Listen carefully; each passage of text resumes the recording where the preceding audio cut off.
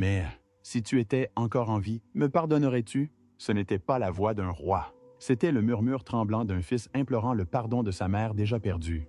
Depuis plus d'un demi-siècle, le roi Charles III vit dans l'ombre de deux femmes, l'une sa mère, incarnation de l'honneur et du devoir, l'autre Camilla, la seule femme qu'il ait jamais osé aimer, quitte à défier la couronne elle-même. Mais alors que la gloire s'estompe, que ses enfants s'éloignent et que la nation se refroidit, Charles ne peut plus se cacher. Dans le silence des salles du palais, il finit par avouer « Saul, c'est lui qui a allumé la première allumette qui a embrasé la famille royale. » Entre l'éclat de la monarchie et les ombres qui l'habitent, il écrit, non pour expliquer, mais pour se confesser, à sa mère, à lui-même. Une vérité enfouie depuis des décennies surgit telle une tempête, menaçant de détruire une maison déjà fissurée en son sein. L'amour peut perdurer, mais est-il assez fort pour pardonner la trahison? Restez avec nous, car vous allez être témoin d'une vérité que personne n'a jamais osé dire. Depuis le château de Balmoral, drapé par la nuit tombante, tel un lourd rideau de velours, froid et oppressant, comme si l'obscurité elle-même cherchait à étouffer toute trace de lumière. Les pas lents et posés du roi Charles III résonnèrent dans les couloirs, chaque pas pulsant comme un cœur luttant pour contenir une tempête d'émotions. L'odeur du liniment, de la laine humide et le souffle moisi du temps l'assaillirent, le ramenant à l'époque où sa mère, la reine Elizabeth Wind, vivait encore. Avec sa présence inflexible et son regard à la fois vif et chaleureux, elle avait guidé la monarchie à travers des eaux tumultueuses. Ses souvenirs, à la fois précieux et douloureux, lui serrèrent le cœur, lui donnant l'impression de s'engager sur un chemin qui le menait droit vers le passé, là où des erreurs impardonnables attendaient leur jugement.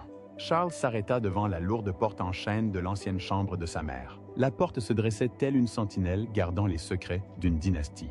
Secrets de loyauté, de sacrifices et d'échecs qu'il n'osait pas affronter. Ses doigts tremblants effleurèrent la poignée comme s'ils touchaient l'âme de sa mère.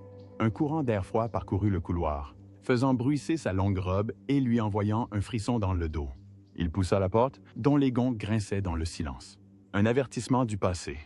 Oserez-vous affronter ce que vous avez fait?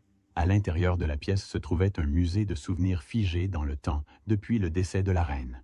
Ses yeux le piquaient, mais il ne pleurait pas. Non pas parce qu'il était roi, mais parce qu'il craignait que les larmes n'emportent ses dernières forces, révélant un Charles frêle et plein de regrets, indigne de la couronne. L'image de sa mère envahissait son esprit, vive comme si elle se tenait devant lui. Il se souvint d'une soirée, des années auparavant, au palais de Buckingham, où elle le convoqua dans ses appartements privés. Elle se tenait près de la cheminée, dont la lueur illuminait son visage sévère mais compatissant. D'une voix basse et étayue, elle l'avertit. « Charles, tu es à la croisée des chemins. Choisis cette voie et tu perdras non seulement ta famille, mais aussi l'héritage que j'ai passé ma vie à bâtir.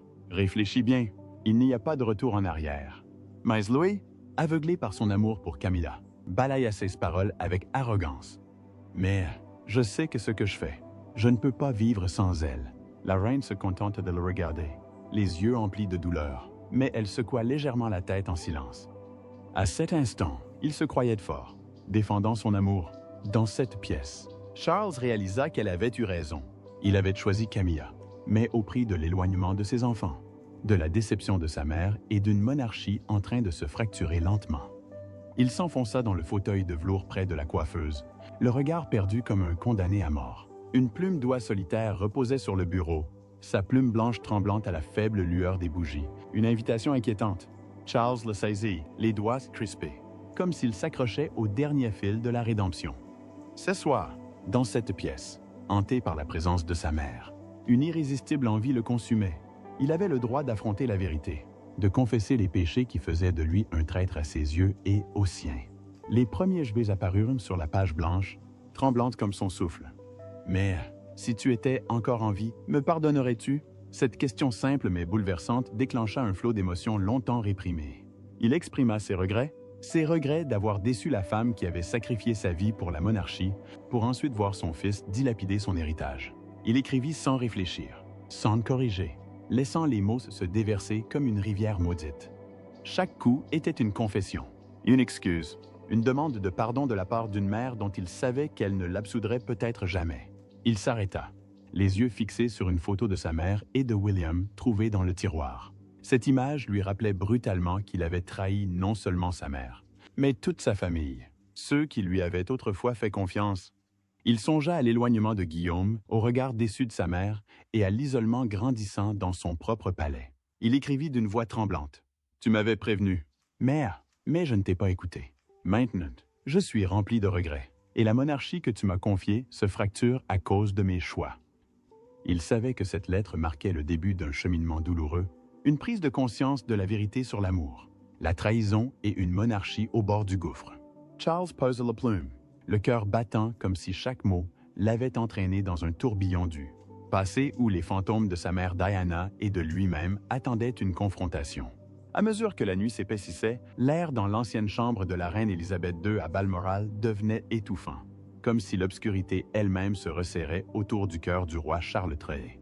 La bougie sur le bureau brûlait, dégoulinant de cire rouge sur son support, comme des larmes qu'il ne pouvait verser. Sa lumière vacillante illuminait son visage, soulignant les rides profondes non seulement dues à l'âge, mais aussi au fardeau de la monarchie et aux blessures qu'il s'était infligées. Charles écrivait sans relâche, comme si s'arrêter lui ôterait le courage de se regarder en face. Ses paroles n'étaient pas celles d'un roi, mais les confessions crues d'un homme tiraillé entre le regret et la vérité. Je n'ai pas choisi Diana par amour pour Camilla, mais je n'ai pas choisi Camilla pour le public uniquement par faiblesse. Ces mots, écrits d'une main tremblante, semblèrent des confessions arrachées au plus profond de son âme.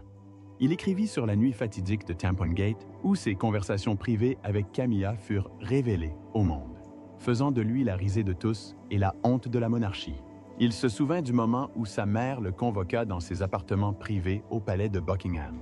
La reine Elizabeth, le regard à la fois glacial et compatissant, se tenait près de la cheminée, les mains jointes comme pour contenir ses émotions. Elle posa une main sur son épaule, d'une voix basse et lourde, chaque mot étant un coup de massue. Je suis déçu. Plus d'accusations, plus de reproches. » Mais son silence et son regard perçant lui brisèrent le cœur. Il avait baissé la tête, incapable de soutenir son regard, se sentant indigne d'être le fils de la plus grande reine de l'histoire. Ces mots, pourtant brefs, le marquèrent, lui rappelant constamment le prix de la faiblesse qu'il avait à laisser son cœur dominer la monarchie. La lettre évoquait son mariage avec Camilla, un jour qu'il espérait être une lumière au bout du tunnel, une chance de réparer ses torts et de prendre un nouveau départ. Au lieu de cela, ce fut une blessure plus profonde et plus douloureuse que toutes les précédentes. William, le fils dont il était si fier, refusa d'y assister. Charles se souvenait du regard de William, non pas de colère, mais de profonde déception, reflétant celui de sa mère. Une accusation silencieuse. Et puis, il y avait eu cette dispute avec Harry.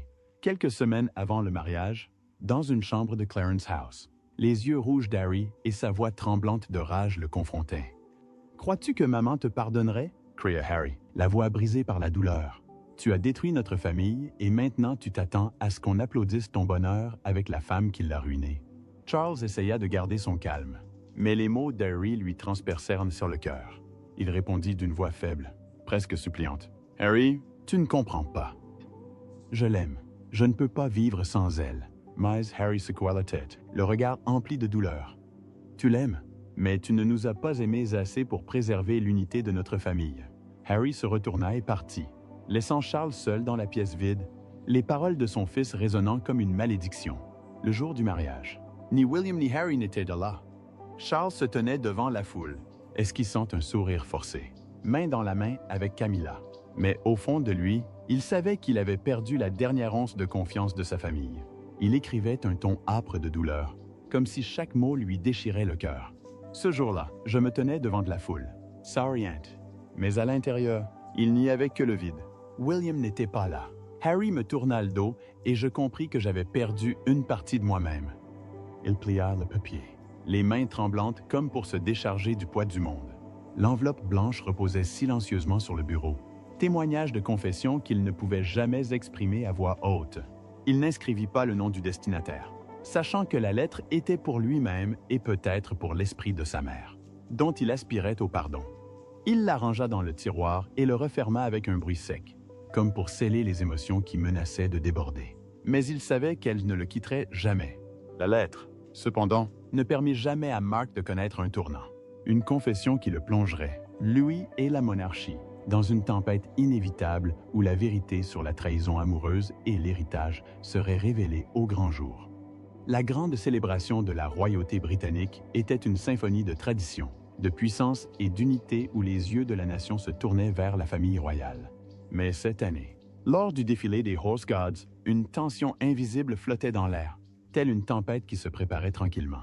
Charles, Camilla et la princesse de Galles, Kate, voyageaient ensemble dans une calèche glissant à travers les rues ornées de drapeaux et de fleurs au milieu des acclamations de la foule. La lumière estivale reflétait les insignes dorés des uniformes royaux. Pourtant, cette lumière semblait réservée à Charles et Kate, garants de l'intégrité et de la loyauté envers la monarchie. Camilla, vêtue d'une robe rouge éclatante et coiffée d'un chapeau à plumes ostentatoires, forçait un sourire parfait. Mais celui-ci semblait déplacé, comme une note discordante dans la symphonie royale, incapable de se fondre dans la solennité. La foule applaudit, mais leurs yeux semblaient rivés sur Charles, le nouveau roi porteur de l'héritage de sa mère, et Kate, qui portait la lumière de Diana dans chacun de ses gestes. Camilla, la reine, se sentait négligée. Elle se redressa, les mains serrées sur sa pochette à paillettes, cherchant à gagner en confiance. Mais intérieurement, elle sentit un frisson, non pas dû au temps, mais au regard qui la survolait, comme si elle n'était qu'une ombre sur la scène royale. Alors que la calèche s'arrêtait au centre du défilé, le protocole exigeait une précision absolue. Kate, avec sa grâce innée, reculait et s'inclina légèrement pour céder la place à Charles. La foule se tut, retenant son souffle en attendant le moment où le roi s'avancerait pour diriger la cérémonie, symbole de la nation. Mais soudain, à la surprise générale, Camilla, avec une assurance quasi téméraire, se dirigea vers le centre de l'estrade, place réservée à Charles. Un murmure parcourut la foule, une vague de surprise et d'indignation. Les photographes, tels des chasseurs passionnés, s'empressèrent de capturer un moment sans précédent dans l'histoire royale. Certains spectateurs froncèrent les sourcils, se demandant si la reine ne faisait pas délibérément de l'ombre au roi, s'appropriant une place qui ne lui appartenait pas. Charles, par un rare écart de conduite, laissa son visage se durcir. Ses yeux habituellement calmes brillaient de colère, un feu ardent s'allumant. Mais il se ressaisit rapidement, conservant son attitude royale. Il avança à son rythme, posé et autoritaire, se pencha vers Camilla et murmura d'une voix glaciale et tranchante. « Écarte-toi. » Camilla se figea, les yeux écarquillés de stupeur, comme giflés devant la nation. Son sourire se figea, tel un masque fissuré révélant sa confusion et sa douleur. Elle se tourna rapidement vers la gauche, s'efforçant de paraître calme, mais sa main serrée trahissait son cœur battant. Kate, debout à droite, lui offrit un sourire subtil et significatif, comme pour rappeler à tous que le protocole et la tradition étaient inviolables. Elle s'inclina légèrement, cédant naturellement la place à Charles, comme l'exigeait le protocole. Et la foule applaudit le roi, mais leurs regards s'attardèrent sur Camilla, désormais écartée des projecteurs. Saul, visiblement bouleversé. Le lendemain matin, les gros titres retentirent comme les premiers coups de feu d'une guerre médiatique. Poussés du centre de la cérémonie, la faille royale exposée, des articles plus audacieux. Enfouis dans le col, montraient une Camilla tentant de voler la vedette au roi. Sans image, seul sur l'estrade, le sourire aux lèvres, le regard forcé. L'air perplexe devint le sujet de conversation nationale. Les commentateurs ont revisité le passé critiqué de Camilla, Charles mettant au jour des tâches qui ne se sont jamais estompées. Ils se sont demandé si la reine avait véritablement sa place dans son rôle. Ou était-elle une figure déplacée luttant pour s'intégrer dans une monarchie qui ne l'accueillait pas? Ce moment fugace a ouvert la voie à des fissures qui se sont progressivement creusées au sein du palais. Une fin d'après-midi. À Buckingham Palace, la lueur dorée du coucher de soleil a baigné le balcon historique où la famille Royal s'est réunie pour annoncer la création de l'Elizabeth II Charitable Trust, un projet passionné de William et Kate visant à honorer l'héritage durable de la défunte reine. La douce lumière reflétait les colonnes de marbre et les joyaux des tenues royales, mais sous cette façade majestueuse planait une tension étouffante, telles les secousses d'un tremblement de terre invisible. Tous les regards, de la foule en contrebas aux objectifs des appareils photo, semblaient chercher un signe de fracture, une fissure qui commençait à ternir la couleur et s'étendait. Charles se tenait au centre du balcon, la couronne invisible sur la tête, symbole de pouvoir et de devoir, mais son regard exprimait une mélancolie inébranlable. À sa droite se tenait William et Kate, rayonnant comme des torches illuminant l'avenir de la monarchie. William, avec sa forte présence et son regard résolu, respirait la confiance d'un héritier. Kate, élégante dans sa robe émeraude, se tenait aux côtés de son mari. Son sourire chaleureux et royal rappelant une intégrité inébranlable. Ils incarnaient l'espoir, une nouvelle génération prête à mener la monarchie face aux défis. Camilla, pour la première fois dans l'histoire, fut reléguée au second plan, légèrement à gauche, n'étant plus à la hauteur du roi. La faible distance semblait un gouffre infranchissable, comme si elle avait été chassée du cœur de la monarchie. Sa robe rouge audacieuse, autrefois symbole de prestance, semblait désormais déplacée, telle une flamme s'éteignant au milieu de l'éclat qui l'entourait. Elle força un sourire, mais celui-ci ne parvint pas à masquer la solitude qui l'enveloppait, tel un rideau invisible la séparant de la famille royale. La foule en contrebas acclamait les drapeaux britanniques flottant dans une mer de couleurs. Mais leur regard semblait fixé sur William et Kate, porteurs de la lumière de Diana et de la détermination d'Elizabeth. Les applaudissements fusèrent. Mais Camilla sentit que ce n'était pas pour elle. Débat. Les mains jointes, elle cherchait le calme. Mais son cœur battait la chamade comme si elle luttait contre une vague invisible menaçant de la noyer. Tentant de rompre ce silence gêné, Camilla se tourne vers Kate, sa voix cherchant à se réchauffer, mais tremblante comme quelqu'un au bord d'un précipice. « Ta robe est ravissante aujourd'hui, Kate. » Ces mots, bien que sincères, tombèrent dans le vide. Kate hocha simplement de la tête, le regard fixé sur la foule, comme si les paroles de Camilla n'étaient qu'un souffle passager, indigne d'une réponse. Le silence de Kate n'était pas du dédain, mais un refus doux et ferme, indiquant qu'elle n'avait pas besoin de politesse pour affirmer sa place. Camilla, sentant le froid, essaya de nouveau, se tournant vers Charles avec un désespoir croissant. Les médias semblent positifs aujourd'hui, mais Charles ne répondit pas. Il se tourna vers William, sa voix chaude de fierté, comme si Camilla n'existait pas. George était si calme aujourd'hui, tout comme sa mère. Ces mots, pourtant, frappèrent Camilla comme un poignard. Son visage s'empourpra, son sourire se brisa comme du verre fragile, révélant la douleur qu'elle avait tenté de dissimuler. Ses mains agrippèrent son collier de perles, tremblantes comme si elle s'accrochait à son dernier lambeau de dignité.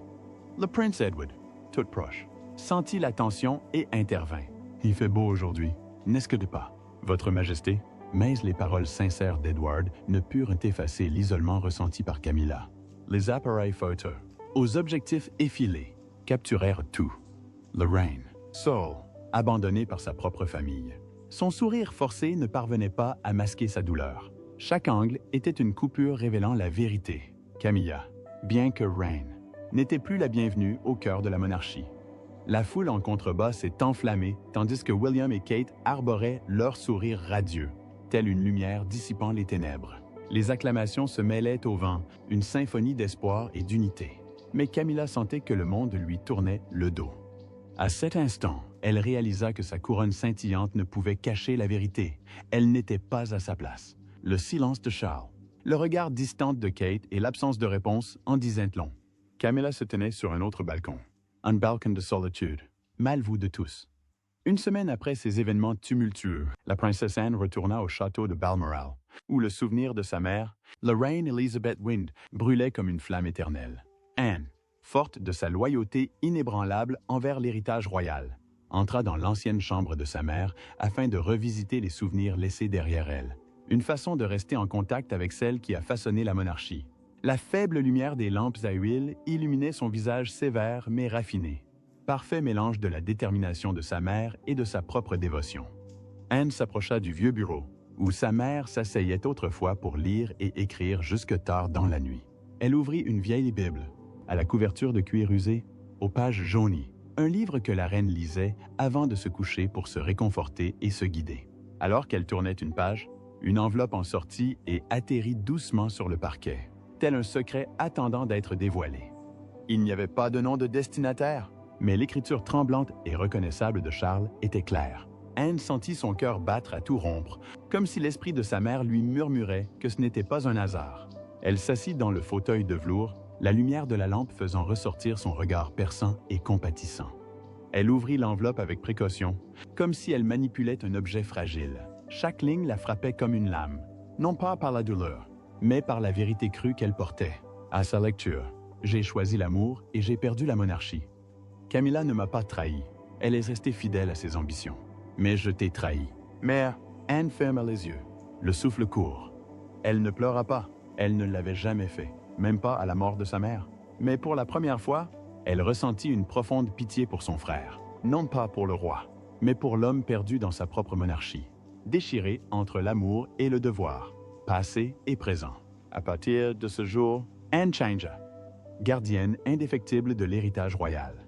Elle s'est désormais donnée pour mission de protéger son frère de ses propres erreurs et la monarchie de ses failles grandissantes. Lors d'une réunion royale au palais de Kensington, lorsque Camilla, dont la confiance avait été ébranlée après sa parade, suggéra de modifier un hommage à Diana. Un nouveau jardin commémoratif. Anne la coupa sèchement. Vous n'avez pas le droit de toucher à la mémoire d'une femme que cette nation pleure encore. Camilla se figea, pinça les lèvres, réprimant un tremblement. Elle scruta la pièce du regard, cherchant du soutien, mais en vain. Charles, à la tête de la table, baissa la tête, perdu dans ses pensées. Un silence pesant enveloppa la pièce. Camilla baissa les yeux, dissimulant son malaise. Mais le regard perçant et implacable d'Anne semblait indiquer qu'elle n'était pas à sa place. À partir de ce moment, la famille royale vit Camilla différemment, non plus comme une reine, mais comme une étrangère, une ombre au palais. Anne ne s'arrêta pas là. Elle remodela discrètement les projets royaux, garantissant que l'héritage de Diana et d'Élisabeth soit intouchable par Camilla. Elle scrutait chaque détail, des monuments commémoratifs aux œuvres caritatives, avec la précision d'un soldat. Anne devint la gardienne silencieuse non seulement de l'héritage de sa mère, mais aussi de son frère, un homme qu'elle savait devoir sauver de ses propres choix. Elle ne l'exprimait jamais à voix haute, mais au fond d'elle-même, elle jurait que cette monarchie ne tomberait pas sous son règne. La princesse Anne, d'une nature résolue et incisive, hésita des jours avant de se décider à remettre la lettre de Charles à Guillaume. Elle savait que ces mots, tranchants comme des lames, pouvaient déchirer le cœur de son neveu, ravivant les blessures de la mort de Diana, qui ne s'était jamais refermée. Mais elle croyait que Guillaume, fort de la force et de l'intégrité de sa mère, méritait la vérité, non seulement sur son père, mais aussi sur les failles qui menaçaient la monarchie. Debout devant un miroir dans sa chambre de Balmoral, le regard pensif, elle pesait les conséquences. La lettre n'était pas seulement la confession d'un père. C'était une bombe capable de faire trembler le palais, mais le silence trahirait l'héritage d'honnêteté et de courage de sa mère. Par un après-midi tranquille à Clarence House, tandis que la lumière dorée filtrait à travers de grandes fenêtres dorant des tapis anciens, Anne entra dans le bureau de William. La pièce était encore réservée au chant des oiseaux du jardin. William était assis à son bureau, examinant des documents pour l'Elizabeth II Charitable Trust. Son visage était résolu, mais teinté d'une tristesse inexprimée. Anne se tenait devant lui, serrant l'enveloppe, le regard fixé. Elle le lui tendit d'une voix basse, mais ferme comme un ordre inflexible. « Laisse-la, et ne te laisse pas dominer. » William leva les yeux, s'arrêtant sur l'écriture tremblante de son père. Il prit de la lettre. Ses doigts tremblants, sentant son contenu, allaient tout changer. Anne partit sans un mot, le laissant seul dans la pièce silencieuse où la lumière du soleil mettait étrangement en valeur des traits comme les yeux bleus profonds de sa mère. Ses cheveux blonds et son sourire doux mais résolu, comme si Diana veillait encore sur lui. Il ouvrit la lettre lentement, comme s'il craignait que la vérité n'explose. Chaque ligne était profondément blessante, surtout les mots de Charles à propos de Diana. « J'étais un traître qui causait à ma femme une souffrance dont le monde entier était témoin. » Ces mots l'étranglèrent, évoquant le sourire radieux de Diana, son regard aimant pour lui en Harry, et les nuits où elle le serrait dans ses bras en murmurant. Il portait sa lumière vers lui. La gorge de William se serra comme si l'air de la pièce avait disparu. La dernière phrase fit couler des larmes silencieuses sur ses joues comme la pluie, lavant des années de douleurs refoulées. Diana m'a donné de merveilleux enfants et je l'ai récompensé par une vie froide. Je suis une traîtresse méprisable aux yeux du public, et à juste titre. Mère, ces mots n'étaient pas seulement un aveu de Charles, mais la confirmation que son père vivait dans le regret, n'oubliant jamais Diana, et s'était perdu en choisissant Camilla. William replia la lettre, les mains tremblantes comme une feuille au vent. Il resta immobile, le regard perdu dans le jardin où sa mère avait autrefois aimé, où les roses fleurissaient en souvenir de son amour et de son sacrifice. Il resta silencieux toute la journée, s'enfermant dans son bureau, refusant toute visite. Dansant le silence, son esprit se remémora son enfance, l'époque où sa mère était encore en vie, où leur famille était au complet. Mais à partir de ce jour, William changea. Un feu nouveau brûla en lui, non pas de colère, mais de détermination. Il devint plus sévère en paroles et en actes, notamment concernant les projets liés à sa mère. Lors d'une réunion au palais de Kensington consacrée à l'expansion des œuvres caritatives de Diana, William balaya la salle du regard, tel un général avant la bataille. Il déclara à voix basse, mais chaque mot était un coup de massue. « Désormais, toutes les activités menées au nom de ma mère seront supervisées par Catherine et moi. Personne d'autre. » Camilla, au bord de la table, baissa la tête, incapable de lever les yeux. Ses mains agrippèrent son mouchoir, dissimulant ses tremblements. Ses yeux cherchèrent un soutien, mais ne trouvèrent que le silence. Charles, assis à la tête de la table, regardait son fils avec fierté et douleur, sachant que William protégeait non seulement l'héritage de sa mère, mais aussi son propre cœur blessé. La déclaration était plus qu'administrative. C'était une déclaration de guerre silencieuse, un message selon lequel Camilla n'avait aucune place dans l'héritage de Diana. William ne rendit pas publique la lettre, mais il prit ses distances avec Camilla. Lors des événements royaux, lui et Kate brillaient par leur assurance et leur intégrité, rappelant au monde que l'héritage de Diana perdurait malgré les tentatives de l'affaiblir. Chaque discours, chaque apparition était un flambeau, ravivant la mémoire de Diana. William devint un leader non seulement pour les œuvres caritatives, mais aussi pour la future monarchie, où Camilla était de plus en plus marginalisée. Chaque pas, chaque décision était une promesse faite à sa mère.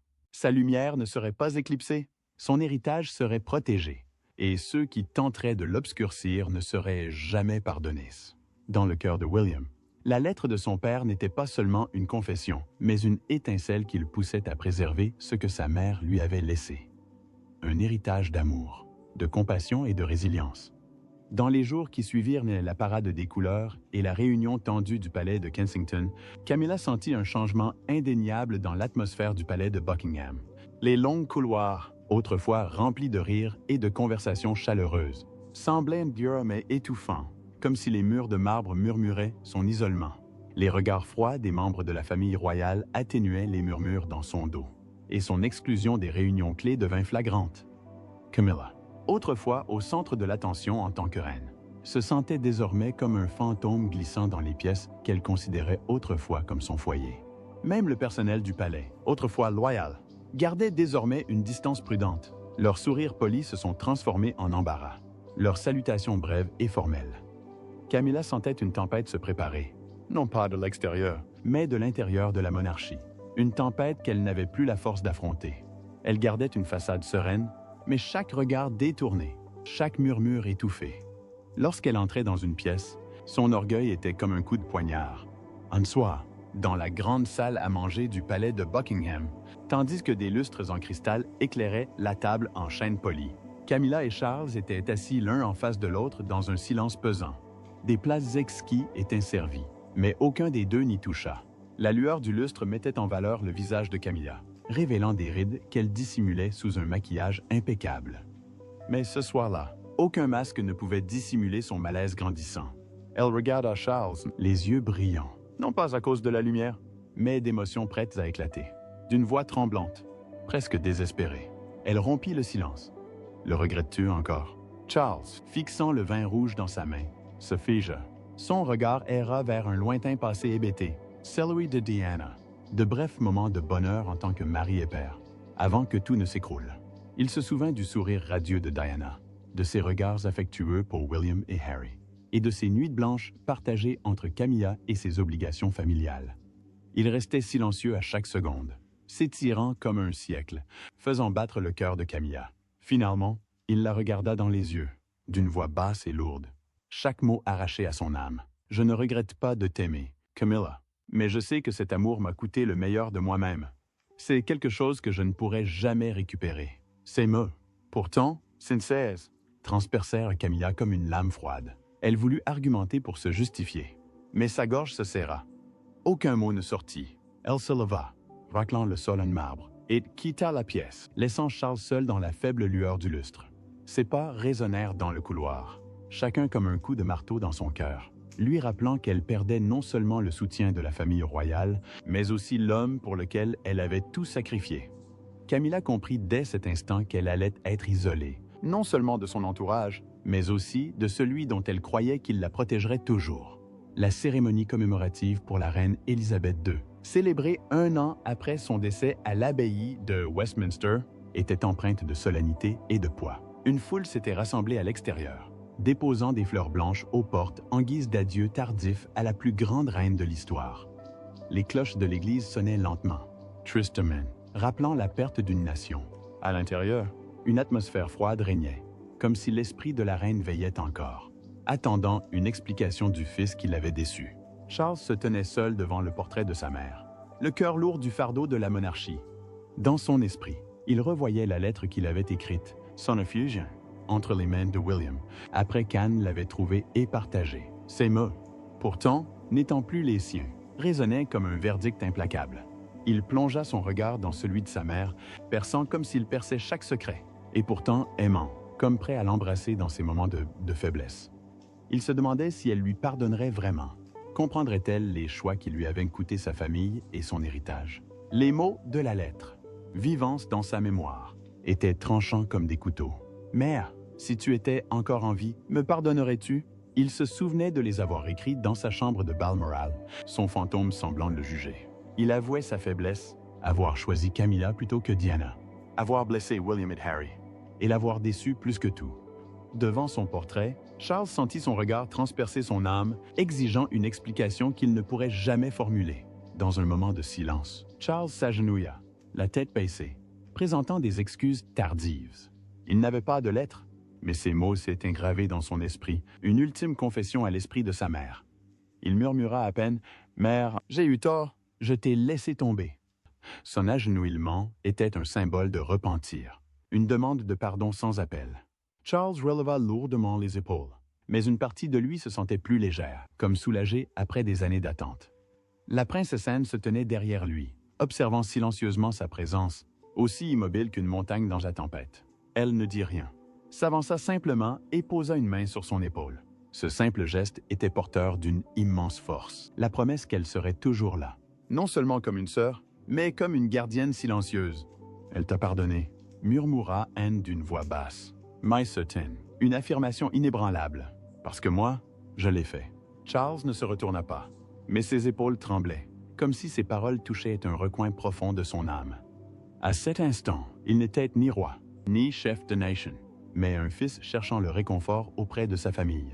Sa véritable famille, Anne, par sa force et sa loyauté, devint la gardienne ultime de l'héritage de leur mère, et désormais la protectrice de son frère, entre regret et rédemption. L'Église se fit plus silencieuse. Seul résonnait le son des cloches et des prières murmurées. Charles regarda une dernière fois le portrait de sa mère, comme pour le graver dans sa mémoire. Il savait qu'il ne pouvait changer le passé. Mais il avait encore une chance de protéger son héritage et peut-être de se retrouver. Avec Anne à ses côtés, il ressentit une lueur d'espoir. Malgré le poids de la couronne, sa véritable famille lui donnerait la force de continuer. Êtes-vous saisi par l'angoisse de la confession de Charles, vous demandant si l'esprit de sa mère pourrait un jour l'absoudre? L'isolement de Camilla suscite-t-il votre compassion? Ou pensez-vous que le rejet de la monarchie est justifié?